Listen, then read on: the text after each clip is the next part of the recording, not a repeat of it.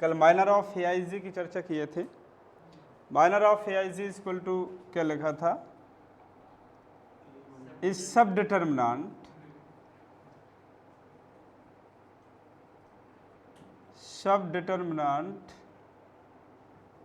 eliminating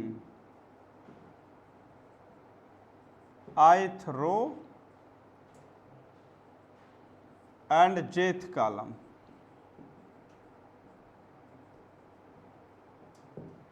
ठीक है ना, किसी मैट्रिक्स में या डिटर्मिनेंट्स में जो माइनर्स होता है, माइनर वो भी एक सब डिटर्मिनेंट होता है, ith row and jth column को एलिमिनेट करने से जो मिलता है वो कहलाता है सब माइनर्स ऑफ ए आई जी। और जो भी मैट्रिक्स में मेंबर होते हैं हर मेंबर्स का माइनर फाइंड किया जा सकता है। ठीक है ना, इसी तरह सेम वे पे हम कोफैक्टर पे चल रहे हैं। Cofactor of matrix, cofactor of A I J ही पहले लिखेंगे, cofactor of A I J. Cofactor of A I G को हम कैपिटल ए आई जी से नोटेशन देते हैं और माइनर को भी मैंने बताया था कैपिटल एम आई जे से कहते हैं। ठीक है ना, cofactor of A I ji equal to this is equal to -1 की power I plus J into minor of I J. Cofactor of A I ji equal to -1 की power I plus J into minor of I J. मतलब जो भी matrix है उसके हर members का हम cofactor find कर सकते हैं।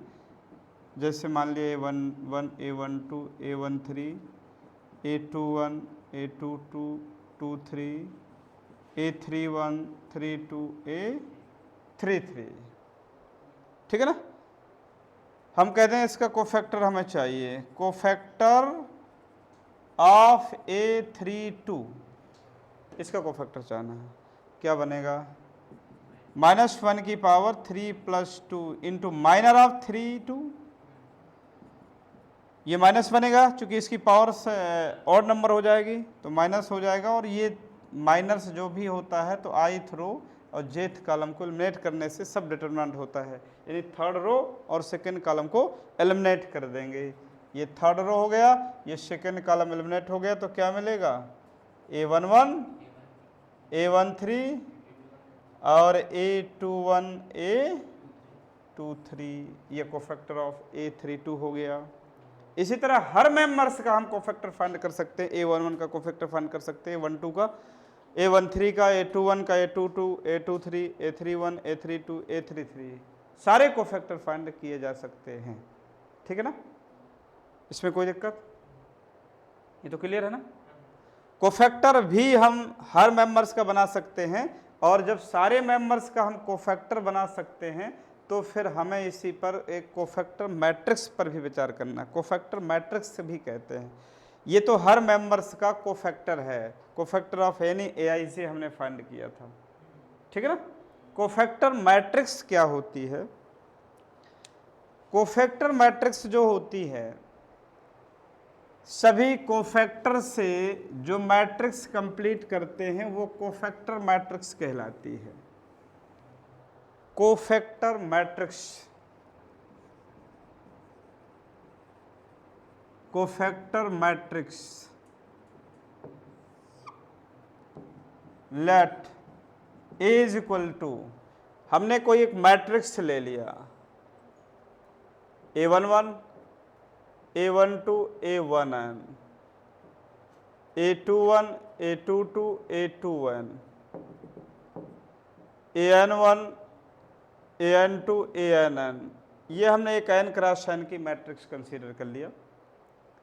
कोफैक्टर मैट्रिक्स क्या होगा, इस मैट्रिक्स के जितने मेंबर्स के कोफैक्टर बनेंगे उन कोफैक्टरों से जो मैट्रिक्स कंप्लीट करेंगे वो कोफैक्टर मैट्रिक्स कहलाती है। So cofactor of A is denoted by B and defined by B is equal to, हम कह सकते हैं ये जो मैट्रिक्स है ना, जो मेंबर रखे हैं हर मेंबर्स का कोफैक्टर, A11 का कोफैक्टर A11 हो जाएगा, A12 का कोफैक्टर A12 हो जाएगा, इसी तरह A1n का कोफैक्टर A1n हो जाएगा, A21 का A21, A22, ये सारे कोफैक्टर हम फाइंड कर देंगे और इनसे एक मैट्रिक्स कंप्लीट कर देंगे। तो ये जो मैट्रिक्स कंप्लीट होगी यही कहलाती है कोफैक्टर मैट्रिक्स। ठीक है ना। सारे कोफैक्टर, हर मेंबर्स जहां पर मतलब जिस मेंबर का जिस जगह प्लेस है उसी जगह कोफैक्टर का प्लेस दे दीजिए। तो ये जो मैट्रिक्स कंप्लीट होगी इसी मैट्रिक्स का नाम है कोफैक्टर मैट्रिक्स। क्लियर है, कोई दिक्कत? नेक्स्ट हमें आना है एडजॉइंट ऑफ मैट्रिक्स पर। एडजॉइंट ऑफ मैट्रिक्स रफ करें।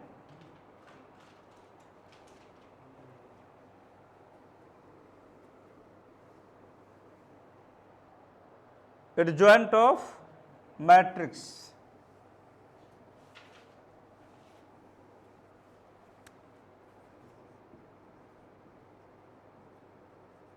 Adjoint of matrix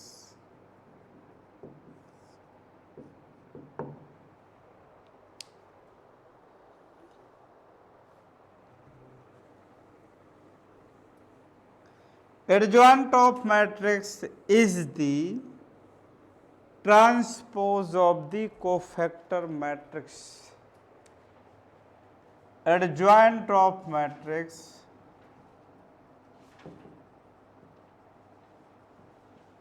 is the transpose of cofactor matrix. Adjoint of matrix is the transpose of the cofactor matrix. Adjoint of matrix जो होता है cofactor matrix का transpose होता है। That is, हम ये कह सकते हैं adjoint ADJ ऐसे लिख दिया जाता है शॉर्टकट में। adjoint of A is equal to transpose of cofactor matrix. तो कोफैक्टर मैट्रिक्स को हमें कैसे डिनोट किया था? बी से। बी का ट्रांसपोज कर देंगे और जब ट्रांसपोज करेंगे तो जो मैट्रिक्स मिलेगा वही एडजॉइंट ऑफ मैट्रिक्स कहलाता है। ठीक है ना। अभी लिखा था इसका मैट्रिक्स का कोफैक्टर बनाया था एडजॉइंट। तो adjoint of A is equal to हम यूँ कह सकते हैं इसका transpose A11, A12, A1n, A21, A22, A2n, AN1, AN2, ANn, ये पूरी तरह से B का क्या हो गया?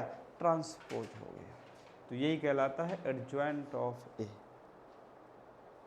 ठीक है ना, कोई दिक्कत? Adjoint of A is equal to transpose of the cofactor matrix. Cofactor matrix का ट्रांसपोज ही होता है। रफ करें।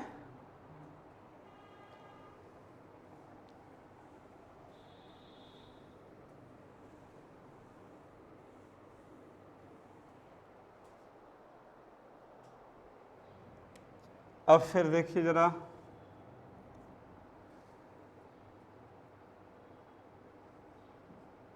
ए देखिए हमने कोई मैट्रिक्स कंसीडर कर लिया।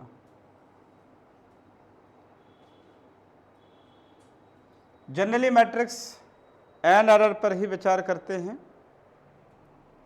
एन क्रॉस एन की मैट्रिक्स कंसीडर कर लिया। A11, A12, A1n, A21, A22, A2n, AN1, N2, ANn, ये हमने कोई मैट्रिक्स कंसीडर कर लिया। ठीक है ना।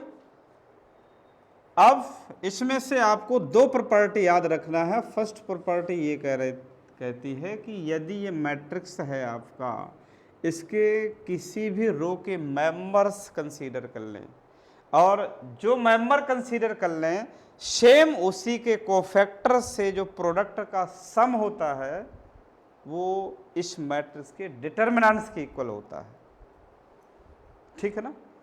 जैसे हम इसके फर्स्ट रो कंसीडर कर लें तो फर्स्ट रो में मेंबर्स पहला A11 कंसीडर किया, इसका कोफैक्टर क्या बनेगा?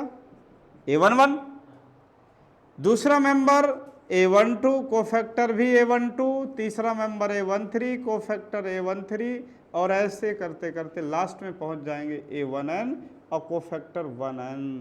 यदि ये हम कंप्लीट करते हैं, किसी भी रो के मेंबर्स करस्पॉन्डिंग कोफैक्टर्स के प्रोडक्ट का sum always is equal to determinant of the matrix. क्या होता है? डिटर्मिनेंट। डिटर्मिनेंट ऐसे भी लिख सकता है या फिर सीधे ऐसे भी लिख देता है, इस तरह से भी समझिएगा, DTA, determinant of A, shortcut में खूब लिखता है, ठीक है ना। दूसरी प्रॉपर्टी ये कहती है, यदि कोई मैट्रिक्स हमने कंसीडर किया, उस मैट्रिक्स के एनी रो का मेंबर्स ले लिया, मान लीजिए हमने फर्स्ट रो के मेंबर्स कंसीडर कर लिए और उससे अदर रो के कोफैक्टर कंसीडर कर ले, और उनके प्रोडक्ट का जो सम होगा वो ऑलवेज 0 होता है। जैसे मान लिया हमने पहली रो का मेंबर A11 कंसीडर कर लिया, कोफैक्टर हम दूसरी रो का कंसीडर करना चाहते हैं, A21 कंसीडर कर लिया, ये 21 plus A12, A22, A13, A23, और ऐसे करते करते लास्ट में A1n, A2n में पहुंच जाएंगे तो इसकी वैल्यू हमेशा क्या होती है? 0 होती है, ठीक है ना। यानी ये वाले क्या है कि जिस रो के मेंबर्स कंसीडर कर रहे हैं, कोफैक्टर उस रो के नहीं है, उससे अदर रो के आप किसी की भी ले सकते हैं, चाहे इसका ले लीजिए, चाहे दूसरे तीसरे का, चाहे चौथे का, चाहे पांचवे का, लेकिन इसके कोफैक्टर नहीं होना चाहिए। इसके अलावा किसी का भी ले लें तो इसकी वैल्यू हमेशा क्या होती है? 0 आएगी। लेकिन उसी के मेंबर्स की ही कोफैक्टर सिमिलर मिल जाए और उसके प्रोडक्ट का सम करें तो सीधे मैट्रिक्स की डिटर्मिनेंट्स के इक्वल होता है। सही है। एक एग्जांपल के तहत इसको मैं वेरीफाइड कराऊंगा दोनों को, फिर आगे देखते हैं। ये हमने एक मैट्रिक्स ले लिया 2 3 4 5, किसी भी ऑर्डर की हो, वेरीफाइड ऑलवेज रहेगा, इसमें कोई बाउंडेशन नहीं है। अब ये हमें मालूम है कि ये जो प्लेस है, पहले तो मैं इसका डिटर्मिनेंट फाइंड करना चाह रहा हूँ। क्या फाइंड कर रहा हूँ? डिटर्मिनेंट्स। डिटर्मिनेंट्स बताइए भाई क्या मिलेगा? 2 3 4 5, इसका प्रोडक्ट इससे माइनस इसका प्रोडक्ट इससे, तो 10 माइनस 12 यानी माइनस का 2 आ गया। क्लियर है? इसमें कोई दिक्कत? अब हम हर मेंबर्स के कोफैक्टर भी बनाते हैं। ये देखिए इसका प्लेस A11 का है, A12 का प्लेस है, 21 का प्लेस है, और ये 22 का प्लेस है। अब सारे के कोफैक्टर निकाल लेते हैं, फिर हम समझते हैं, ठीक है ना। दोनों प्रॉपर्टी तो हो गए, इसे मैं रफ कर रहा हूं।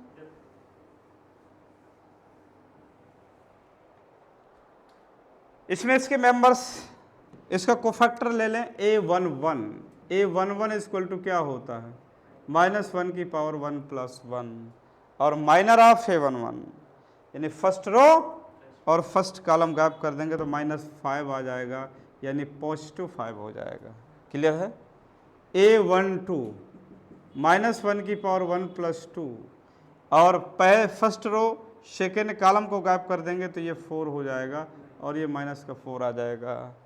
नेक्स्ट A21 -1 की पावर 2 + 1, और सेकेंड रो और फर्स्ट कॉलम को गैप करेंगे तो ये 3 हो जाएगा, यानी -3 हो जाएगा। इसी प्रकार A22 कंसीडर करेंगे तो -1 की power 2 + 2, second row second column gap करेंगे तो ये 2 हो जाएगा। तो ये किसके बराबर हो गया? 2 के बराबर। सही है। अब फर्स्ट प्रॉपर्टी को वेरीफाइड करा लीजिए। अब हम देखते हैं कि ये दोनों प्रॉपर्टी के बारे में सोचेंगे। A11 plus A12 is equal to, A11 क्या है? 2 है, इसका कोफैक्टर क्या है? 5 है, और प्लस A12 क्या है? A12 3 है, इसका कोफैक्टर A12 का क्या है? -4 है, is equal to 10 minus 12 is equal to -2। क्या डिटर्मिनेंट्स के इक्वल नहीं हुआ क्या? A11 प्लस A12 देखिए पहली वाली प्रॉपर्टी को मैंने वेरीफाइड करा दिया, कोई भी मैट्रिक्स के किसी भी रो करस्पॉन्डिंग सिमिलर रो के कोफैक्टर्स का जो प्रोडक्ट का सम होता है वो ऑलवेज डिटर्मिनेंट्स के इक्वल होता है। क्लियर है? और इसी तरह दूसरे वाले में भी देखते हैं। दूसरे वाले में सिर्फ हमने ये कहा है कि कोफैक्टर अदर रो के हम ले लें, ठीक है ना? ये प्रॉपर्टी को मैं रफ कर रहा हूं।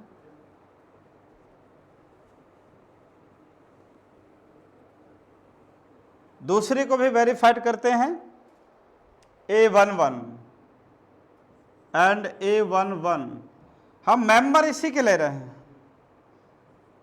और कोफैक्टर इसका ले रहे हैं, A11 A21 plus A12 A22 is equal to A11 है 2 और A21 का कोफैक्टर क्या आया है -3 प्लस A12 क्या है 3, A22 का कोफैक्टर क्या आया है 2 आया है, -6 + 6 बराबर देखो 0 हुआ कि नहीं हुआ, ठीक है ना? यदि किसी रो के मेंबर उससे अदर रो के मेंबर्स कोफैक्टर्स के प्रोडक्ट का सम करते हैं तो ऑलवेज 0 होगा। और सिमिलर कोफैक्टर हैं, मतलब जो मेंबर कंसीडर कर रहे हैं यदि उसी का कोफैक्टर है और फिर प्रोडक्ट करके सम करेंगे तो सीधे मैट्रिक्स के डिटर्मिनेंट्स के इक्वल होता है। ये दोनों प्रॉपर्टी को याद रखना है, ठीक है ना? कोई दिक्कत? ऑर्डर किसी की भी मैट्रिक्स हो इससे में कोई लेना देना नहीं है, बशर्ते जो भी कहानी बनेगी वो स्क्वायर मैट्रिक्स में ही सारी कहानी बन रही है, ठीक है ना? क्योंकि डिटर्मिनेंट ही स्क्वायर का ही होता है, इसलिए हम केवल स्क्वायर पे ही फोकस करेंगे। रफ कर दें। नेक्स्ट, अब एक हम यहाँ पर प्रॉपर्टी कंप्लीट करना चाहते हैं। हाँ सेम, एनी रो और एनी कॉलम, कोई भी मेंबर कंसीडर कर ले, सेम वही है। अब हम एक प्रोडक्ट करना चाहते हैं, किसी मैट्रिक्स और उसी के एडजॉइंट का प्रोडक्ट देखना चाहते हैं, ये क्या होगा, ठीक है ना? मैट्रिक्स ए, ये हमने मैट्रिक्स ए ले लिया, A11 12 1n 21 22 2n 31 32 3n n1 an1 an2 ann, ये कोई मैट्रिक्स हो गई, ठीक है? इसी का एडजॉइंट देना है। एडजॉइंट क्या होता है? कोफैक्टर मैट्रिक्स का ट्रांसपोज होता है ना? कोफैक्टर इसी के ट्रांसपोज कर देंगे, तो ये जो पहला रो है इसमें कोफैक्टर रख करके ट्रांसपोज कर दीजिए, तो क्या हो जाएगा A11 A12 A13 A1n। Next हो जाएगा A21 A22 A23 और A2n। इसी प्रकार an1 an2 और ann, ये सारे एडजॉइंट हो गए। मैट्रिक्स और उसके एडजॉइंट ले लिया। अब इन मैट्रिक्स, दो मैट्रिक्स है, दोनों मैट्रिक्स का मैं प्रोडक्ट करना चाहूँगा।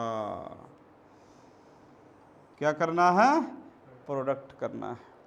प्रोडक्ट पॉसिबल है चूँकि n क्रॉस n का मैट्रिक्स लिया है और उसी मैट्रिक्स उसी ऑर्डर का वो भी है, आपका एडजॉइंट भी है, ठीक? अब प्रोडक्ट समझिए ज़रा। a इंटू एडजॉइंट की वैल्यू क्या मिलेगी? a into adjoint of a is equal to, इसका फर्स्ट कॉलम कंसीडर किया हमने और फर्स्ट कॉलम ऐसे निकाल करके ओवरलैपिंग कर दिया और देखो क्या नज़र आ रहा है, A11 plus A12 plus dot dot A1n किसके इक्वल होगा? डिटर्मिनेंट ऑफ ए के इक्वल होगा। सही है? दूसरा कॉलम उठाया और पहली रो में फिर हमने ओवरलैपिंग करा दिया, तो A11 A21 हो जाएगा प्लस A12 A22 हो जाएगा। मतलब जो मेंबर ले रहा हूं उससे अदर रो के कोफैक्टर नजर आ रहे हैं, इसलिए ये सारे के सारे क्या हो जाएंगे? 0 हो जाएंगे। सही है। इस पहले कॉलम को दूसरे रो में रखेंगे तो 0 आ जाएगा, और दूसरे कॉलम को दूसरी रो में ले जाएंगे तो फिर मैच कर जाएंगे तो डिटर्मिनेंट ऑफ ए हो जाएगा, और फिर 0 0 0 0, इसी तरह आगे भी बढ़ेंगे 0 0 0, और लास्ट में फाइनल डिटर्मिनेंट ऑफ ए होगा। चूंकि ये वाला और ये वाला ओवरलैप करने से सीधे मैच हो जाएंगे same, A1 AN1 AN1 AN2 AN2 dot dot ANN और ANN सिमिलर बिल्कुल हो जाएंगे, तो ये भी डिटर्मिनेंट्स के इक्वल हो जाएगा। नहीं समझ में आया? इस मैट्रिक्स में कुछ कॉमन है भाई, कॉमन लेना चाहता हूं, क्या कॉमन लिया जाए? डिटर्मिनेंट ऑफ ए कॉमन ले लिया तो देखिए ये क्या बचेगा, 1 0 0 0 0 1 0 0 0 0 1 और 0, लास्ट में 0 0 0 और लास्ट में 1 हो जाएगा। ये n क्रॉस n का मैट्रिक्स है, लेकिन ये कौन सा मैट्रिक्स आया? आइडेंटिटी मैट्रिक्स आया। तो हमें ये क्लियर हुआ कि A into adjoint of A is equal to determinant of A into identity, ठीक है ना। सिमिलरली यदि मैं एडजॉइंट को पहले कर लूं और फिर मैट्रिक्स से आ जाए, इनको भी प्रोडक्ट करेंगे तो ये भी यही होगा। इसलिए हमें ये याद रखना है कि जो मैट्रिक्स होता है और उसका एडजॉइंट, दोनों के दोनों कॉम्यूटेटिव प्रॉपर्टी होल्ड करते हैं। वैसे जनरली मैंने कहा था कि product of matrices never satisfy commutative law, लेकिन यदि मैट्रिक्स है और उसी का एडजॉइंट है तो वो ऑलवेज कॉम्यूटेटिव प्रॉपर्टी को सेटिस्फाई करेंगे। क्लियर है? तो इसे नोट करिए, फिर आगे देखते हैं।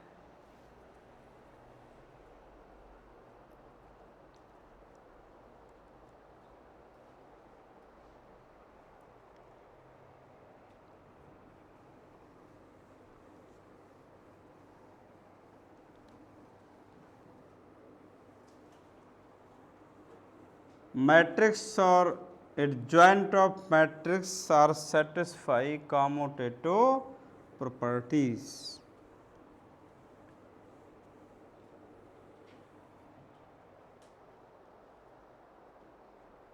अब देखिए एक मैट्रिक्स हम दे रहे हैं और एडजॉइंट फाइंड करवाना चाहते हैं।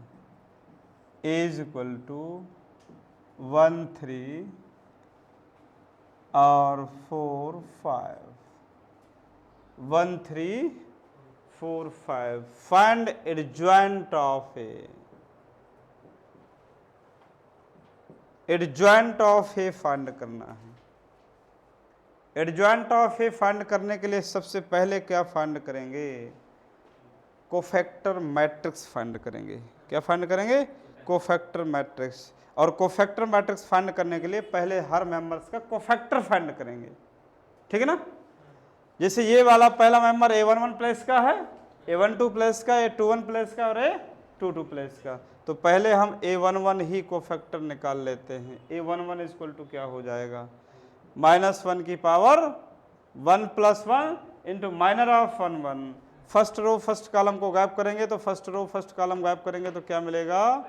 5 पॉजिटिव हो जाएगा। नेक्स्ट A12 -1 की power 1 + 2 into minor first row second column को गायब कर देंगे, 4 हो जाएगा तो माइनस का 4 हो गया। A21 -1 की power 2 + 1 second row first column को गायब कर देंगे, सेकेंड रो फर्स्ट कॉलम को, तो 3 हो जाएगा। ये इज इक्वल टू -3 हो गया। A22 फाइंड करेंगे तो -1 की power 2 + 2 second row second column गायब करेंगे तो 1 आ जाएगा, यानी 1 हो गया। सही है। सारे हम कोफैक्टर हर मेंबर्स का कोफैक्टर बना लिया। तो हर मेंबर का जब कोफैक्टर हो गया तो कोफैक्टर मैट्रिक्स भी बना लेते हैं। Cofactor matrix, cofactor matrix B is equal to A11, A12, A21 और A22, यही तो है। B is equal to A11 क्या मिला है 5, A12 माइनस के 4 और A21 माइनस 3 और ये 1। अब हमें एडजॉइंट फाइंड करना है।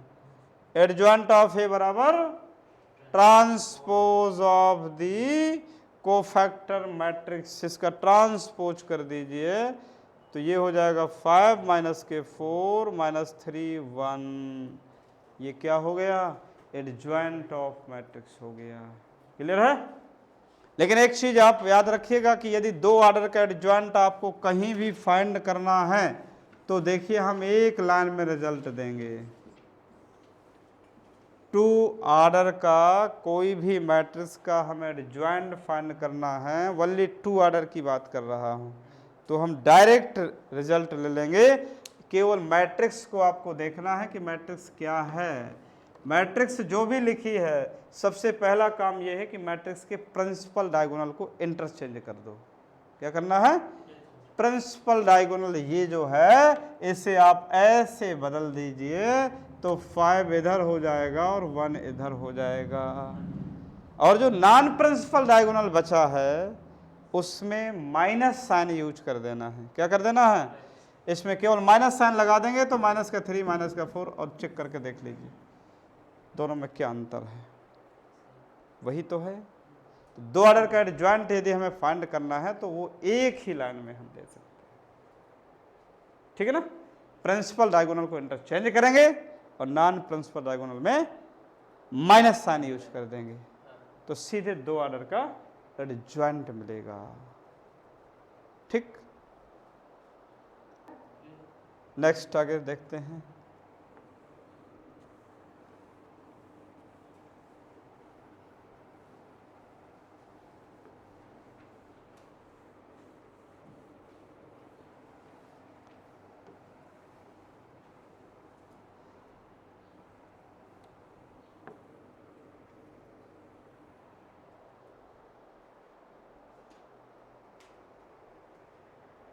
अब हम थोड़ा सा डिटरमिनेंट में और बढ़ना चाहते हैं।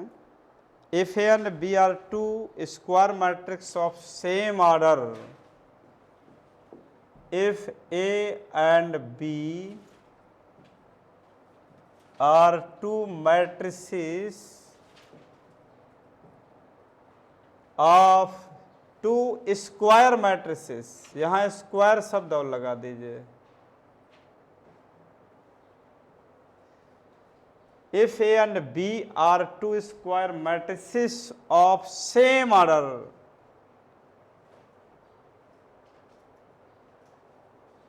then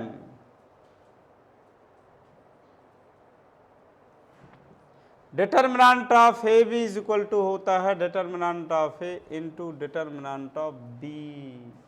यदि कोई भी दो मैट्रिक्स हैं और उनके ऑर्डर सेम हैं तो उनके प्रोडक्ट का जो डिटर्मिनेंट होता है दोनों के अलग अलग डिटर्मिनेंट्स के प्रोडक्ट के इक्वल होता है, ठीक है ना। लेकिन ऑर्डर सेम होना चाहिए और मैट्रिक्स स्क्वायर होना चाहिए, ये तो क्लियर ही है। इसका प्रूविंग लेना है तो किसी भी ऑर्डर का ले लीजिए, जनरली आप जिस भी ऑर्डर का लेना चाहते हैं, दो ऑर्डर का आप चेक कर लीजिए, दो मैट्रिक्स को कोई उठा लीजिए और चेक कर सकते हैं, दोनों का प्रोडक्ट बनाइए फिर उसका डिटरमिनेंट निकालिए, और दोनों के अलग अलग डिटरमिनेंट निकालिए फिर उनका प्रोडक्ट कर दीजिए, एकदम सेम आएगा। किसी भी ऑर्डर की मैट्रिक्स को हम सेटिस्फाई कर सकते हैं, ठीक है ना। कोई डाउट, क्लियर है। नेक्स्ट दूसरा point,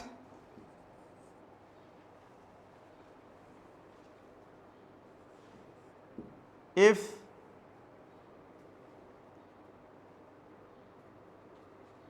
determinant of A square is equal to होता है डिटर्मिनेंट ऑफ ए का whole square. Determinant of A square is equal to determinant of A का होल स्क्वायर, या जनरली हम ये कह सकते हैं कि ए की पावर एन का determinant is equal to determinant of A की पावर एन होता है। मेन चीज आपको ये दिमाग में रखना, ठीक है ना। वो कैसे, एक चीज को मैं यहां दिखाई देता हूं, चूंकि हम ये जानते हैं ए स्क्वायर बराबर ए इंटू ए लिख सकते हैं, नहीं लिख सकते हैं। अब हम दोनों तरफ डिटर्मिनेंट टेक कर लेते हैं। Taking determinant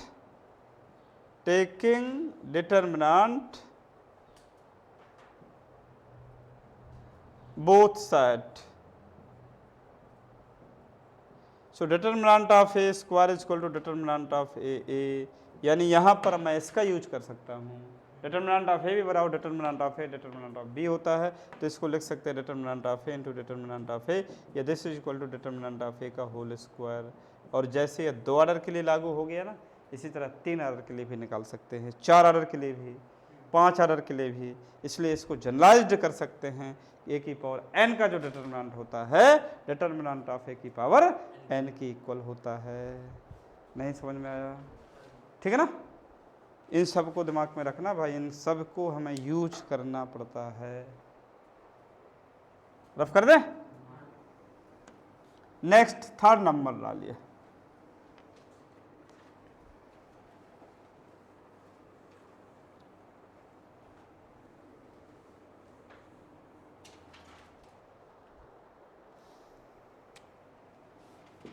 if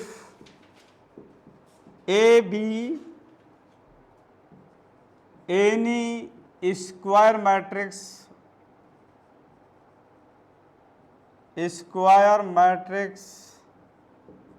of order n and k is scalar, then determinant of k A is equal to k की power n into determinant of A होता है।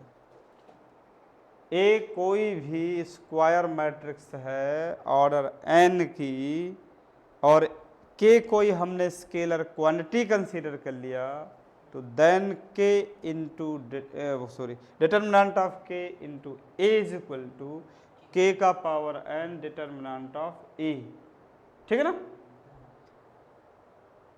जैसे किसी मैट्रिक्स में हम के से प्रोडक्ट करते हैं, तो क्या बताया था, एवरी एलिमेंट में प्रोडक्ट होता है। कहाँ पे होता है, एवरी एलिमेंट में। या किसी मैट्रिक्स से हमें किसी मेंबर्स का कॉमन भी टेक करना है ना, तो हर मेंबर से कॉमन टेक करना पड़ेगा। लेकिन यदि डिटर्मिनेंट में हम किसी नंबर्स का, किसी स्केलर्स का प्रोडक्ट करते हैं, तो डिटर्मिनेंट में एनी वन रो और एनी वन कॉलम में प्रोडक्ट होगा, सारे मेंबर में प्रोडक्ट यहां पे नहीं कर सकते हैं, ठीक है ना। डिटर्मिनेंट की प्रॉपर्टी अलग ही है। डिटर्मिनेंट में किसी भी स्केलर से प्रोडक्ट करना हो तो एनी वन रो और एनी वन कॉलम में प्रोडक्ट किया जा सकता है, ठीक है ना। और यदि हमें कॉमन टेक करना है डिटर्मिनेंट से, तो एनी वन रो और एनी वन कॉलम से कॉमन भी टेक कर सकते हैं। जैसा प्रोडक्ट अंदर जाएगा उसी तरह कॉमन भी निकलेगा। क्लियर है। इसलिए यहां पर के की पावर एन आएगा। जैसे मैंने एक मैट्रिक्स दे दिया A11, पहले हम मैट्रिक्स ले लेते हैं A12, A13, A21, 22, 23, 31, 32 और A33, ठीक है ना। अब के हमने कोई स्केलर ले लिया और के से उठा करके इस पे प्रोडक्ट कर दिया। के में ये प्रोडक्ट किया तो के का जो प्रोडक्ट होगा वो कहाँ जाएगा, हर मेंबर्स के पास चला जाएगा। A23, 31, 32 और A33, के को अंदर भेज देते हैं। के इज इक्वल टू के A11, के A12, के A13, के A21, 22, 23, 31, 32, A33, सही है। अब इसका हम डिटर्मिनेंट टेक कर लेते हैं, तो ये KA डिटर्मिनेंट हो जाएगा। और जब डिटर्मिनेंट करेंगे तो जो मैट्रिक्स बना है वो डिटर्मिनेंट में आ जाएगा। तो ये हो गया KA11 और KA12, KA13, KA21, A22, A23, KA31, KA32, KA33। अब बताइए डिटर्मिनेंट में क्या बताया है मैंने, कॉमन कहाँ से लेंगे, किसी एक रो या किसी एक कॉलम से कॉमन टेक करेंगे। तो फर्स्ट रो से क्या कॉमन हो जाएगा, फर्स्ट रो से जैसे ही हम कॉमन टेक करेंगे तो K बाहर आ जाएगा, फर्स्ट रो से K बाहर निकल आ जाएगा, यानी K का determinant is equal to K first row से बाहर किया और K भी सेकेंड रो से भी तो बाहर हो रहा है।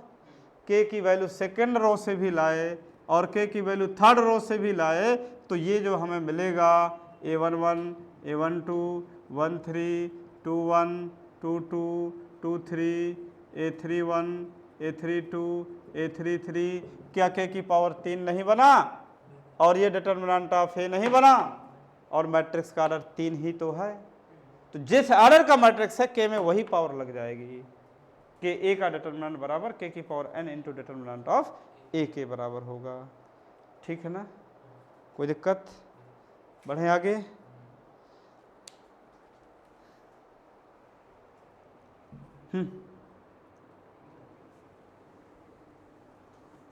नेक्स्ट डालना है inverse of matrix.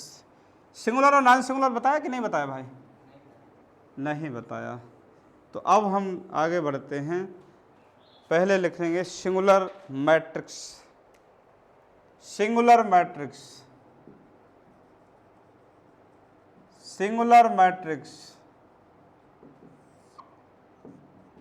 Singular matrix. A matrix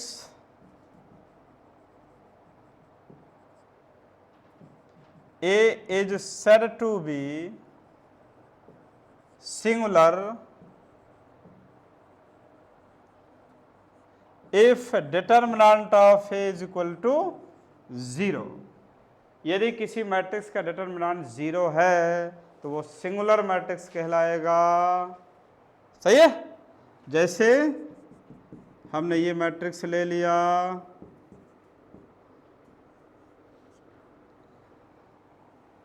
कैसा मैट्रिक्स है भाई, डिटर्मिनेंट चेक कर लीजिए।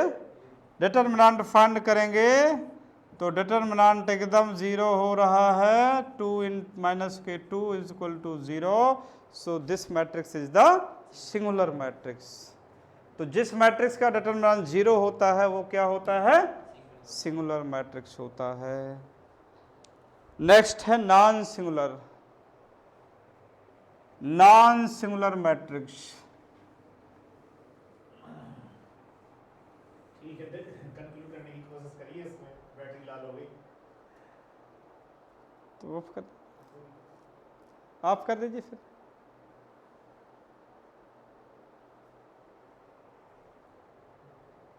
नॉन सिंगुलर और देख लेते हैं, non singular matrix. A matrix A is said to be non-singular. A matrix is said to be non-singular if determinant of A is not equal to 0। मतलब जिस मैट्रिक्स का determinant 0 ना हो वो मैट्रिक्स नॉन सिंगुलर कहलाता है। ठीक, example जो भी बनाना चाहते हैं ढेर सारे बना सकते हैं। 1 2 3 4, इसका डिटरमिनेंट फाइंड करेंगे 1 2 3 4, यानी 4 माइनस 6 इज इक्वल टू -2। 0 तो नहीं है ना, केवल 0 की डिमांड है कि 0 नहीं होना चाहिए, और यदि उस मैट्रिक्स का डिटरमिनेंट 0 नहीं है तो मैट्रिक्स नॉन सिंगुलर कहलाएगा। क्लियर है, सिंगुलर एंड नॉन सिंगुलर, ये दोनों क्लियर हो गए। अब हम आगे जो है इनवर्स के बारे में सोचेंगे। इनवर्स ऑफ मैट्रिक्स क्या होता है उसको भी डिफाइन करेंगे। ये तो नोट करिए, क्लियर करिए।